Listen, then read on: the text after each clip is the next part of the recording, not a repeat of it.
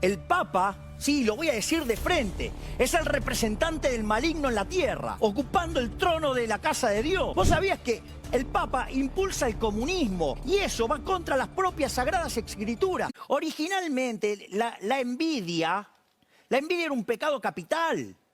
Habría que informarle al imbécil ese que está en Roma, ¿sí?, que defiende la justicia social, que sepa que es un robo y que eso va contra los mandamientos, que la envidia, que es la base de la justicia social, sí, digamos, es un pecado capital y que por más que lo disfraces con un nombre lindo, justicia social, es una aberración. ¿Me comprendés? O sea, ¿desde cuándo, digamos, la envidia puede ser algo bueno? ¿Desde cuándo el robo puede ser algo bueno? ¿Desde cuándo el asesinato puede ser algo bueno? ¿Desde cuándo tratar a la gente desigualmente puede ser algo bueno? Jamás, jamás puede ser algo bueno. El pontífice y Javier Milei se fundieron en un abrazo. Milei será recibido el lunes por el Papa y luego por el presidente Sergio Mattarella y la primera ministra Giorgia Meloni. Buenas tardes a todos. Este es el programa número 469 de la Agencia de Noticias Carilluga, correspondiente al día 19 de febrero del 2024. Bueno, al fin lo pudimos traer a Garasalde. Segundo programa del año. Segundo programa del año. Y bueno, por suerte no ha habido problema de transporte que le hayan impedido llegar hasta acá. Así que el señor Milei le permitió a Garasalde venir al programa.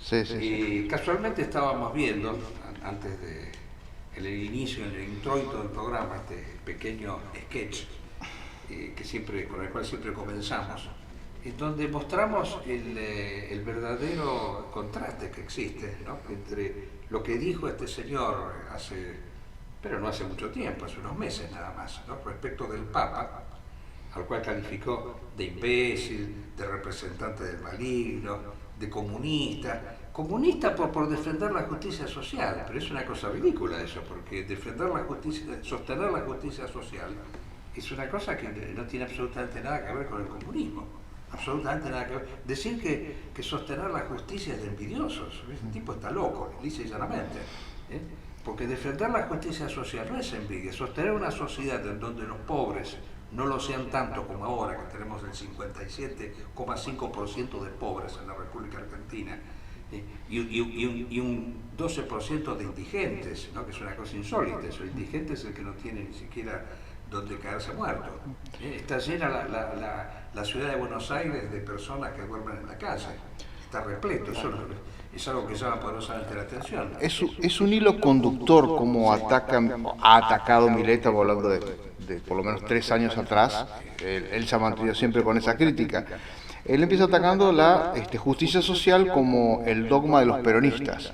Pero el problema es que termina atacando, y lo hace efectivamente con el papado, con el Papa Francisco, cuando ataca de que la justicia social tiene su origen ideológico, doctrinario, en la doctrina social de la Iglesia. La doctrina social de la Iglesia, por supuesto, porque la doctrina social de la Iglesia no es liberal como sostiene esta gente, para nada. Para nada. La doctrina social de la Iglesia no cree que dejar libre el mercado sin intervención estatal signifique el bienestar de la humanidad, para nada. Es que justamente genera pobreza el mercado sin la intervención del Estado, sin ponerle límites a los apetitos extralimitados del patrón capitalista. Lógicamente eso genera pobreza, genera miseria. Entonces tiene que haber una sociedad.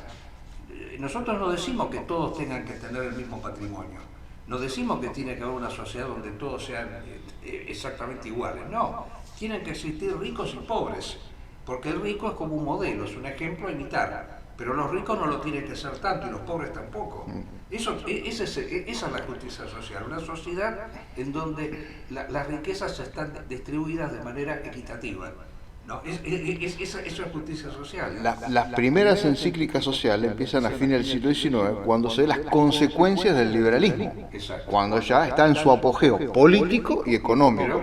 Y ahí surgen, que son una reacción al liberalismo, lo que sea la doctrina social de la Iglesia. Exacto, la doctrina social de la Iglesia no es comunista, como cree ni siquiera existía el comunismo. Sujetos, ¿no?, impresentables sujetos, que curioso, ¿no?, llama poderosamente la atención que después de haber dicho todos estos dilates incluso de una manera intempestiva, enloquecida, ¿no? Que no daba ni siquiera lugar a una réplica, nada, porque es tipo loco. Es como tener enfrente a una persona que no está en sus cabales, ¿no? La manera como se expresa, cómo ataca, cómo sostiene sus puntos de vista, es una cosa ya directamente enfermiza, no es una persona normal. Pero por su postura religiosa es obvio que va a estar en contra de lo que generó la Iglesia Católica Romana en cuanto a cuestionamiento del sistema liberal. Para una persona como Milei es el enemigo. Exacto. Sin embargo, fíjense usted que después de haber dicho que el Papa es el imbécil, es el maligno, es un burro, o sea, no ahorró epítetos, fíjense que aparecen abrazados los dos. Y llama poderosamente la atención, porque esto no es solo un problema de Milei, yo también considero que es un problema de Francisco, porque Francisco, el Papa Francisco, tendría que haber exigido mínimamente, no tendría que haber aceptado una reunión con una persona que le dijo todas estas cosas, porque esa persona ha profanado la figura del Papa, ¿no? Que es una figura sagrada para el cristianismo. ¿Cómo se puede aceptar que alguien que ha profanado el cristianismo, que ha incurrido en blasfemias, lisa y llanamente, pueda reunirse con el Papa? Es una cosa absurda, ridícula, que no tiene ni ton ni son. Yo creo que hay una explicación en todo esto. Nosotros elaboramos una nota donde explicamos que obviamente el periodismo ridículo que tenemos aquí, que se dedica ahí a analizar, inclusive me llamaba la atención que había periodistas que exaltaban a los dos. Miren qué personas que dejan de lado sus discordias para reunirse, como evidentemente se está exaltando la carencia de principios, la carencia de valores morales. ¿Cómo puede ser? Esto es una cosa imposible de aceptar desde cualquier punto de vista. Sería, según ellos, signo de política, porque el político tendría que ser una persona que no tiene palabra, que un día dice una cosa y mañana dice otra. Y eso tendría que ser el político para ellos. Sí. Lo que ellos llaman pragmatismo es oportunismo, es falta de principios, es falta de valores. Es la doctrina de Groucho Marx: no te gustan mis principios, tengo otros. Esa sería la política que exalta toda esta prensa ridícula, tonta, pajarona, que evade lo principal, porque a cualquiera le tendría que haber llamado la atención que el señor Milei se reúne con el Papa justo después de haberse reunido con el señor Netanyahu. Y el señor Netanyahu en estos momentos es el que está llevando a cabo esta guerra sanguinaria de Gaza, que es una guerra en la cual a Israel no le está yendo bien. Lo dijimos en el programa anterior, lo volvemos a decir. ¿Qué quiere decir que no le está yendo bien? Que no está alcanzando sus objetivos. ¿Cuáles eran los objetivos de Israel? Terminar con Hamás. Se terminó Hamás, lleva 4 meses la guerra. Hamás sigue como siempre. Liberó los rehenes, 2 rehenes liberó nada más, porque los otros fueron intercambiados, así que eso no es liberar los rehenes. Liberó 2 nada más, eso no es nada, absolutamente. Y evidentemente Israel se está topando con un enemigo en serio, no como veíamos, como comentábamos la vez pasada, cuando se topó con fuerzas secularistas, panárabes, como el naserismo, como los herederos de Kemal Atatürk, los que apuraron del Islam. Y bueno, con eso será fácil hacer una guerra. En cambio, una guerra con fuerzas que sostienen principios y valores trascendentes, espirituales, que luchan no por un pedazo de tierra, sino por una concepción del mundo, y eso es distinto, es muy diferente luchar contra una fuerza fundamentalista que hacerlo simplemente con una fuerza política, con una fuerza que lo único que está pidiendo es territorio, exclusivamente. Y bueno, evidentemente le está haciendo mal, y yo creo que aquí el señor Milei ha cumplido una función, que es lo que no se dice, porque claro, llama la atención que el Papa, con alguien que lo calificó de imbécil, de maligno, de infradotado, todos los insultos habidos y por haber, sin embargo estuvo reunido mucho más tiempo que cualquier otro presidente de la República Argentina. Nunca estuvo reunido tanto tiempo con un presidente argentino. Algunos dijeron sí porque no lo conocían. Qué estupidez que es esto. porque a este hombre lo conoce todo el mundo. Basta poner un canal de televisión y ya lo conocemos. Ya sabemos lo que no necesitamos estar conversando mucho, ¿no? Indudablemente el señor Milei iba con un mensaje muy claro. Y yo creo que hay que decirlo acá de una vez por todas, qué es lo que se está buscando en estos momentos. Y esto se vincula con algo que está sucediendo a nivel internacional, porque no están desconectadas la guerra de Ucrania con la guerra de Gaza. No están desconectados de ninguna manera. Tienen un vínculo, que vamos a tratar de explicarlo así sintéticamente. El vínculo que tienen es el siguiente. La guerra de Ucrania está significando en estos momentos un conflicto de Rusia con el Occidente. Es indudable, ¿no? Rusia está confrontando, si bien la guerra no es de Rusia contra la OTAN, sino contra un país que busca su independencia, que defiende su independencia, que es Ucrania, Occidente está apoyando en estos momentos a Ucrania porque tiene miedo de que Rusia vuelva a ser lo que era antes, vuelva a ser la Unión Soviética, que es lo que quiere Putin. Putin hay que explicar quién es Putin. Putin es un representante de la antigua KGB, de la antigua nomenclatura, pero en su fase más aguda, más criminal, más delictiva. O sea, la KGB es un movimiento que no tiene escrúpulos. Bueno, lo acabamos de ver con Navalny, al cual le queremos rendir un homenaje, el gran líder Navalny, el gran opositor Navalny, que dio su vida por la libertad de Rusia, en contra de este flagelo tremendo que es, algunos lo llaman el comunismo. Yo quiero explicar acá, muy sintéticamente, que en Rusia nunca hubo comunismo, nunca hubo comunismo. El comunismo es una ideología simplemente. Y para Marx, ¿qué es la ideología? La ideología es como una especie de, ¿cómo podríamos decir? Coartada. Una inversión de la realidad. Exacto, para de alguna manera agrupar personas, justificando una determinada situación de hecho. Una feroz represión justificada con una legitimidad. Exactamente, entonces la ideología comunista era lo mismo que sostiene el señor Milei, vamos a aclarar de paso, porque el comunismo, que es la sociedad sin Estado. Claro. Milei, a mí me causa gracia que el señor Milei se declara anticomunista, pero es tremendamente afín al comunismo, porque, mire, si yo creo que hay una persona que se parece al señor Milei, es Lenin.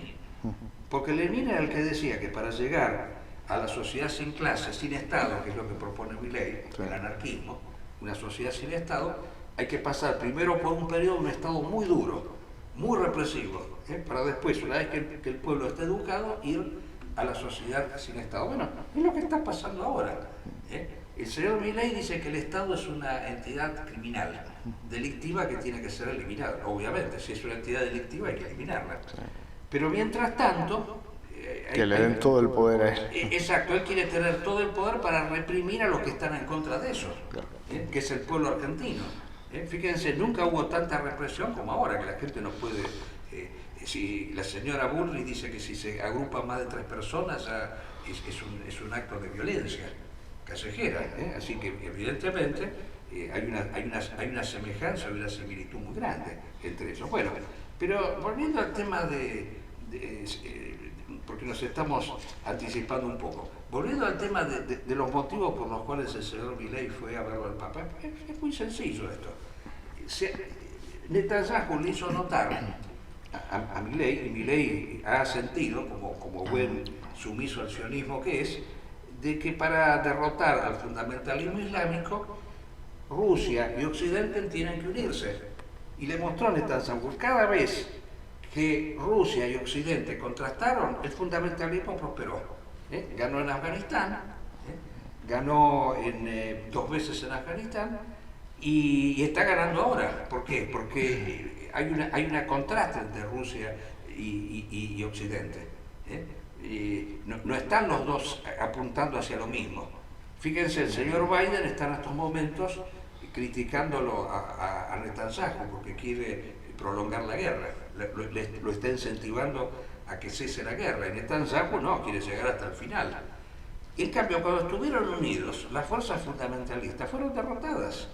Al Estado Islámico lo pudieron derrotar cuando Rusia y Estados Unidos se unieron y bombardearon. Y yendo aún más para atrás, aunque no haya sido una fuerza fundamentalista islámica, pero era de alguna manera un atisbo de fundamentalismo porque luchaba en contra de la degeneración moderna, el eje en la Segunda Guerra Mundial, ¿por qué fue derrotado? Porque Rusia y Estados Unidos se unieron. O sea, Hitler y al-Baghdadi tuvieron algo en común. Fueron derrotados porque estos dos se unieron. Estos dos ejes del mal, que son Estados Unidos y Rusia, se unieron. Bueno, el señor Milei está buscando eso, por indicación del Netanyahu, y considera que la Iglesia tiene que cumplir una función importante, como la cumplió en Malvinas. En la guerra de Malvinas, la Iglesia Católica, ¿qué hizo justamente? Y yo quiero acá distinguir entre lo que es el catolicismo y la acción de la Iglesia en su bando güelfo, en su degeneración güelfa, que es la representada en este momento por Francisco. Por eso dijimos, fueron dos malignos que se unieron, Milei y el Papa, fueron dos malignos que se unieron. En la guerra de Malvinas, cuando hubo un riesgo de que la República Argentina se gestara un fundamentalismo católico, porque esa guerra llegó a levantar banderas como la cruzada por el Rosario, en la lucha contra el protestantismo capitalista anglosajón. Cuando la cosa se iba profundizando, vino el Papa Juan Pablo II a impetrar la paz, a hacernos salir de la guerra. Bueno, ahora lo que se está buscando es una unión, una unidad, porque aquí entra mucho a tallar el tema de que la Compañía de Jesús, que es la que está detrás del Papa, el Papa pertenece a esa compañía, es la que más ha insistido en el carácter sagrado que tiene Rusia. Inclusive hay escritos de un tal padre Sáenz, un jesuita notorio, que llega a decir que Rusia es la encargada de restaurar el cristianismo. Llega a decir eso, el padre Sáenz. No sé si vos tienes presente eso. No. Él habla de esa unión entre la ortodoxia rusa, entre la ortodoxia y el catolicismo. O sea, poder llegar... Dice el señor, algunos han llegado a decir que el señor Putin es la revelación del tercer secreto de Fátima, llegaron a decir eso. Y el tercer secreto de Fátima habría dicho que la Iglesia ortodoxa y la Iglesia romana se iban a unir. Ese sería el secreto de Fátima. El señor Putin, que está fungiendo en estos momentos como un representante del cristianismo, que no lo es de ninguna manera, porque él es KGB, usa el cristianismo como una excusa, como una coartada. De la misma manera que Lenin usaba el comunismo como coartada, el señor Putin, a través de sus ideólogos, incluso uno de ellos principales que ha estado acá en Argentina, el señor Dugin, a través de sus ideólogos vende la ideología del eurasianismo o del cristianismo ortodoxo renovado, de que Rusia sería la vanguardia y la bandera de la lucha en contra de la degeneración occidental. Bueno, esta es un poco la idea del señor Milei, pero que no se termina aquí, porque esa larga reunión que tuvieron habría concluido con lo siguiente, de que el señor Milei, que ha hablado con el Papa, ahora se va a juntar con Trump, que es la otra pata del asunto. Pasado mañana el señor Milei se reúne con Trump, tienen que saberlo esto. Y el señor Trump, ¿qué sostiene? Justamente eso, la unión con Putin. La unión con Putin para terminar con el fundamentalismo, con todo tipo de fundamentalismo, en este caso el islámico. Fíjense que el señor Trump es el que ha incentivado al señor Putin a avanzar en la guerra, incluso llegó a decir, no solo contra Ucrania, sino contra todo país europeo, la excusa de él que no colabore económicamente con la OTAN.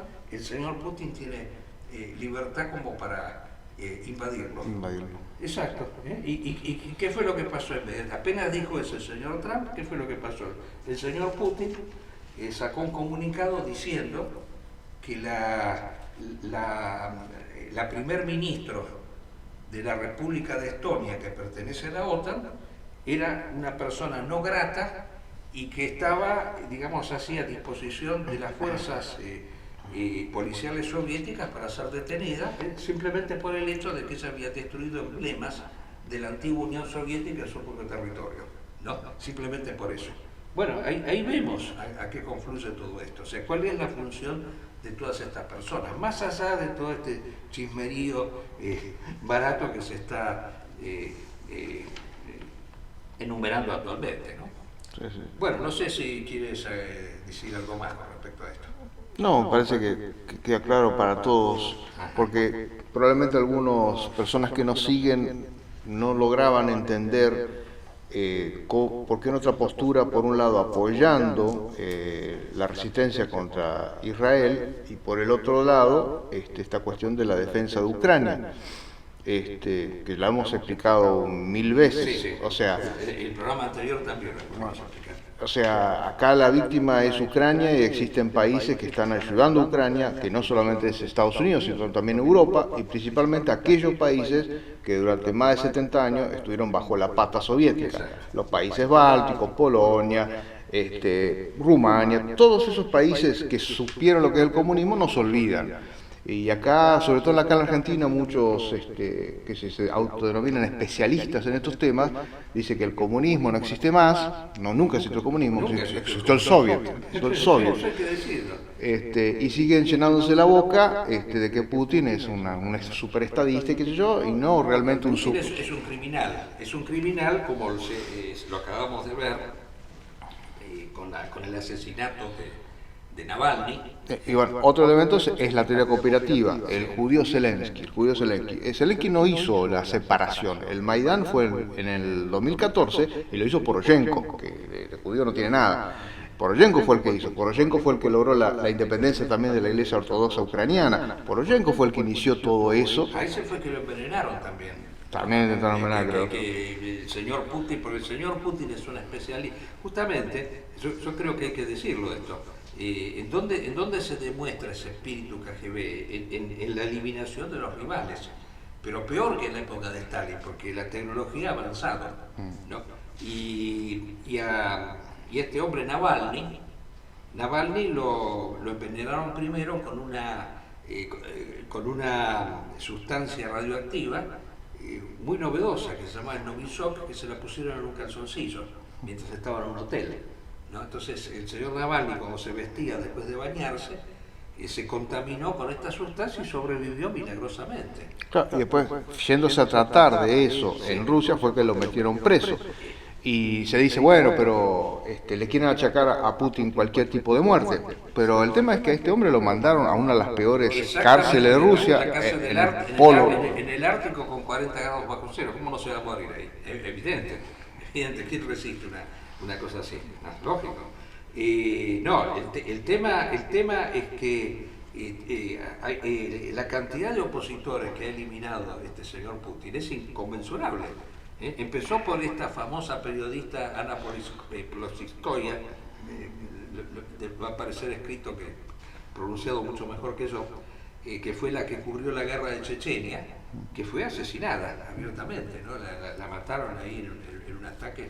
Esta vez no usaron venenos ni nada. Sí, Putin no tiene problema, no solamente asesinar a su oposición, sino a los que estuvo a su lado hasta hace poco tiempo. No, es que él asesina a todos los que no están de acuerdo con él, porque cuando Prigozhin, ¿no? Y se opuso a la manera como se llevaba a cabo la guerra en Ucrania, ¿no? Fue asesinado, dudoso, porque todos mueren en accidentes extraño, otro cae del piso 20. Sí. Todos los defensores de que Putin es el superestadista, después la vergüenza de la división Wagner. Es una cosa inconcebible que puede haber personas que lo apoyen a este tipo, es una cosa, y que hayan recibido acá en la Argentina el señor Dugin. Eso es otra cosa, porque Dugin es un ideólogo de Putin, es un tipo que está al servicio de la KGB, muy sencillo eso, y que utiliza un aparato ideológico de la misma manera que el comunismo, que en la época de la Unión Soviética se utilizaba el aparato ideológico del comunismo, ahora es el eurasianismo. Que le roba todas esas concepciones al nacionalsocialismo alemán. Se las roba, las aplica y después hacen los antinazis. Hace como una cita, y lo grave del caso es que han querido utilizar la figura de Ébola. Eso es lo más grave del caso, ¿no? Pues yo soy testigo de eso porque yo lo comenté varias veces, que estuve en Brasil cuando se armó un congreso eboliano, después creo que se hizo otro más, ¿no? En donde se quería acoplar la figura de Ébola como de la misma manera que Lenin había acoplado la figura de Marx. La típica infiltración dentro de la fila. Usan la ideología en provecho propio. En Europa, en Aprovecho, España. Claudio, España hicieron lo suyo. el comunismo de Stalin, pero esto viene de la época de Stalin principalmente, porque dentro de todo Trotsky fue siempre, el trotskismo fue una figura más, digamos así, doctrinaria, ¿no? Más adepta a ciertos principios. En cambio estos no, son inescrupulosos, porque el stalinismo consistía en creer de manera ciega en que lo que hacía Stalin era el culto de la personalidad, era lo correcto. Sí, sí. ¿No? Era lo correcto, no importaba, no había nada que discutir porque el poder se imponía sobre la realidad, Si no, a Siberia. sobre las ideas. Y bueno, y acá pasa exactamente igual. Ahora, en vez de usarlo a Marx, lo han querido usar a Ébola, ¿no? Y nosotros hemos combatido eso muchísimo, porque es una utilización espuria de un autor que no tiene absolutamente nada que ver con esta gente, con una finalidad mafiosa, ¿no? De impulsar un imperialismo. Eso es lo grave del caso, es eso. Esos imperialismos ideológicos utilizan a personas de distintos lugares del mundo. Por eso acá en la República Argentina fueron traídos por la CGT, por un sector de la CGT vinculado al nacionalismo güelfo. Porque por eso volvemos al tema del Papa, el güelfismo apuesta a Rusia. El güelfismo apuesta a Rusia. Entonces, y como el güelfismo se infiltró en el peronismo, trajeron a Dugin acá a la Argentina para impulsar esta nueva movida euroasiática, multipolar, o como la quieren llamar. Graciosamente parte de los jesuitas, por el padre Alfredo Sáenz, que al principio hizo un excelente libro criticando lo que era el hombre soviético, Sí. pero luego es como que tuvo amnesia y no logró definir que Putin era el heredero de eso. No, ahí tuvo amnesia y dijo, no, este es el gran estadista. El gran estadista, sí. Y había una publicación, que no me acuerdo si era Patria Argentina o alguna otra similar, que llegaba a decir que Putin era la encarnación del tercer secreto de Fátima. Yo eso lo he llegado a leer. Creo que lo siguen diciendo todavía. Sí, porque Rusia salvará el planeta, decían eso, salvará el cristianismo. Rusia salvará Sí, el hay planeta. líneas del nacionalismo católico argentino actual que defiende muchísimo la figura de y Putin. ahora casualmente, yo sé que van a hacer una conferencia, casualmente tú me pasaste el dato, ¿no? Que van a hablar sobre la guerra de Ucrania, de un militar retirado, y me causaba gracia que este hombre decía en su presentación, dice, esta es la guerra entre la OTAN y Rusia, pero lo vamos a tratar objetivamente. ¿Qué objetivamente se puede tratar si ya de entrada dice que es la OTAN la que está en guerra? La OTAN no está en guerra contra Rusia, es mentira eso. La OTAN en todo caso ayuda a Ucrania, colabora con Ucrania para que se pueda defender, pero no hay fuerzas de la OTAN que están participando en la guerra. Y es más... Es de ignorantes decir una Y además cosa. es más una colaboración unilateral de los presidentes, no como la OTAN como una gran... O sea, el de los países bálticos es directo el apoyo, Exacto, es exacto. Hay concreto. algunos que no respaldan. Por ejemplo, Orbán no ha mandado ni siquiera una granada. Bueno, son los países los que están Exacto, apoyando. los países de la OTAN. El material será de la OTAN, pero... Que cada vez ayuda menos, porque hemos tenido la desgracia de que ha caído la ciudad de Mikia, justamente porque no han recibido la suficiente cantidad de armas como para defenderse. Porque imagínense, Ucrania es un pequeño país de 20 millones de habitantes contra otro que tiene 150 millones. Claro. Es una barbaridad eso. O sea, si no reciben una ayuda, obviamente que va a ser aplastado Ucrania. Sí. A mí pero lo que me causa gracia es que digan que es la OTAN la que está en guerra, pero hay que tomar a la gente por idiota para decir una cosa así. Y todavía tener el coraje de decir que quieren ser objetivos, cuando ya de entrada se está manifestando a favor de Putin. Claro. Porque el que dice eso es Putin, que es la guerra de la OTAN contra Rusia. Bueno, en fin. Creo que es una guerra de Rusia contra Rusia misma. Bueno, Es una guerra civil rusa de que se quieren sacar de encima de una vez por todas la era soviética. Y no puede. Exacto. No Bueno, puede. para terminar, porque ya creo que esto lo tratamos bastante, ¿no? Hay un argumento risueño que yo no quiero dejarlo de señalar, porque yo no puedo salir del tema argentino, porque evidentemente es algo que... Sí, estamos en los tiempos terminales. Yo creo que esto es ya lo más ridículo que puede haber sucedido, es esto que está pasando ahora. Yo no sé ya después de esto qué puede pasar. No, Si a mí hace 40 años, cuando empezó la democracia, me decían que iba a suceder esto, no lo iba a creer nunca, ¿no? Estamos ya en el reino del ridículo, ¿no? Porque se ha pasado actualmente de debatir entre políticos, de un debate con, ¿cómo ¿cómo se llama? Figuras de la farándula. El presidente debate con figuras de la farándula. Eso, lo gracioso es eso. Sí, iba a ser. Un día tenemos que sentarnos a trabajar principalmente en los ideólogos de Milei, y él defiende muchísimo al verde. Y es interesantísimo el modelo educativo que plantea el verde. Es justamente el rechazo absoluto de lo ideológico. Es todo práctico, todo es la fábrica, la industria. O sea, hombres operativos. Sí, Quería borrarles el pensamiento religioso. Exactamente. Alberti decía, yo siempre me acuerdo, Alberti decía, dice, España nos trajo teólogos, nos trajo monjes. En cambio, Inglaterra nos traerá ingenieros. ¿No? Por eso él quería Esta tiene una sociedad que no piensa, y si piensa en la farándula, en la estupidez, el pan y circo. Pero lo gracioso, yo quiero aquí acotar lo siguiente, ¿no?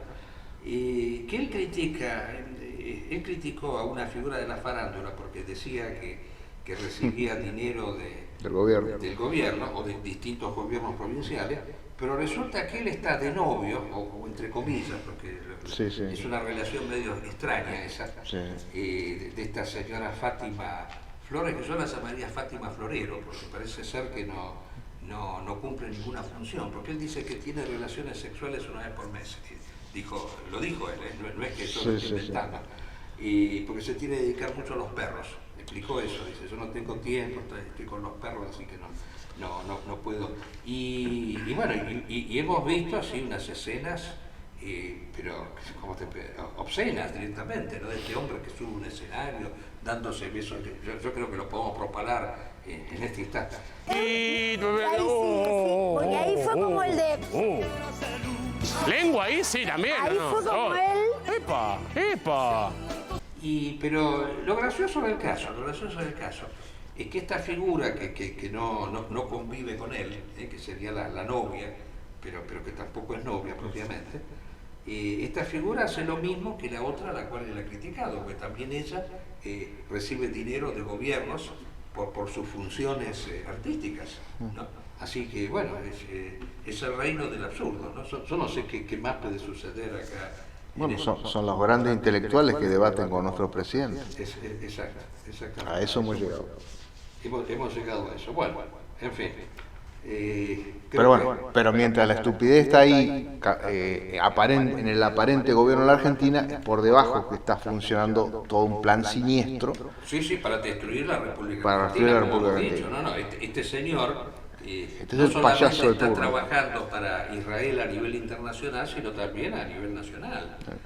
A mí me causó gracia que él dijo que se quiere convertir al judaísmo, pero que al Papa le dijo que él era católico, pero un poquito judío, le dijo. Un poco judío, pero muy católico. Y en cambio, en Israel dice que se quiere convertir al judaísmo, ¿no? ¿Quién lo entiende a este tipo, no? Realmente. No, es algo ya insólito, pero yo lo que quería decir es que la función de él aquí en la República Argentina es la disolución de la Argentina. Por algo quiere destruir el Estado. Como decíamos, es el nuevo Lenin que quiere destruir el Estado. Pero ¿para qué? Para crear el Estado judío, el Estado sionista en la Argentina, cumplir los postulados de Teodoro Herzl, de crear el Israel del Sur, ¿no? Eso no es un invento nuestro, esto está dicho. Está documentado. Bueno, evidentemente él apunta a eso. Con esas leyes, ya los gobernadores han empezado a sostener que como no reciben subsidios, estos famosos fondos fiduciarios, entonces ellos dejarán de entregar la energía, en el caso de las provincias patagónicas, a la República Argentina. Bueno, corremos riesgo en cualquier momento de quedarnos sin luz. Porque no nos van a brindar más la luz porque no reciben los fondos fiduciarios. Bueno, estamos en eso, al borde de la disolución, para decirlo de una manera sencilla. Que no se da cuenta de esto, bueno, allá adentro, ¿no? En fin. Bueno, creo que hemos dicho todo y quedan más cosas. Pero la novela continuará. La novela continúa. Bueno, hasta el próximo programa, si Dios quiere.